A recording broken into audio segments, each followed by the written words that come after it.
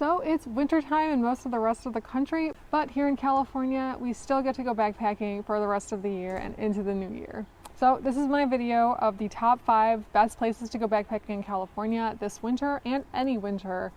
So number 1 is the Sespe Hot Springs. I went to Sespe Hot Springs in December last year and it was absolutely amazing. Basically, you have a 15-mile hike.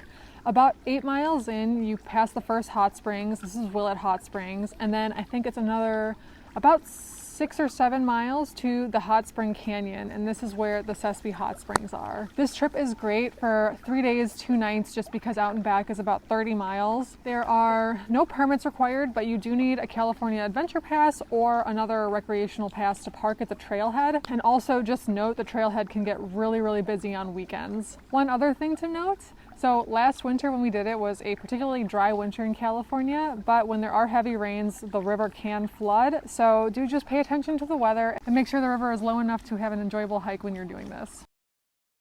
Number 2 on the list is Point Reyes. Probably the most famous thing to do in Point Reyes is to hike over to Alamir Falls and end at the Wildcat Campground. This hike is great. It's actually pretty short and pretty flat. I think about 6 or 7 miles in each direction, and the campground is extremely nice. So the campground is just behind the beach, and from the campground it's I think about 1.5 miles of beach walking to Alamir Falls. Now, one thing about Point Reyes is that getting reservations for campgrounds is extremely difficult, especially for the popular campgrounds. One way to get around this is to try and go on a weekday, which is very inconvenient for a lot of people. Or Point Reyes also has boat-in campgrounds, so you can rent a kayak and then kayak up to Molly's Bay and camp on one of the beaches on the bay.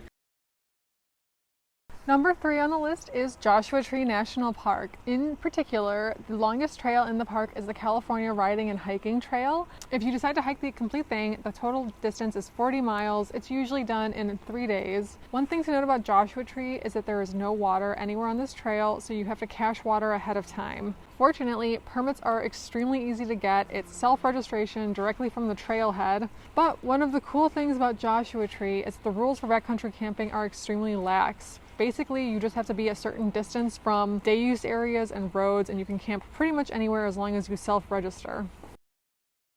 Number 4 on this list is Death Valley National Park. The most famous backpacking trip to do in the park is the Cottonwood Canyon Loop. This is about 28 miles and you loop through 2 canyons, but Death Valley is actually the largest wilderness area outside of Alaska in the US. So there's a lot of things to explore, and again, just like Joshua Tree, one of the cool things is that the rules for camping are really lax as long as you are a certain distance away from day use areas and from paved roads. The park has really so much to explore, and I've only touched the surface. So if you're gonna go do something in Death Valley, there is way more beyond just the trails that you'll find on all trails. Last but not least is the Lost Coast. The Lost Coast is way up north in Northern California. It is the longest stretch of undeveloped coastline in California. There's technically 2 parts, the northern part and the southern part. The northern part is a little bit more famous and also a little bit harder to get. A couple of years ago, they introduced quota to the Lost Coast. All the permits for the entire year go up on October the previous year, and a lot of the most desirable dates get snatched up really quickly.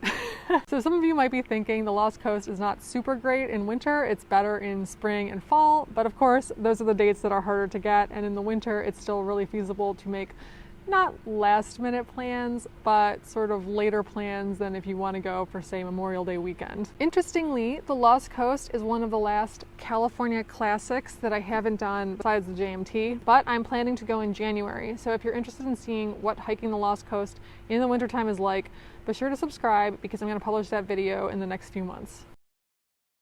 All right, and that is my top 5 places to go backpacking in California in the wintertime.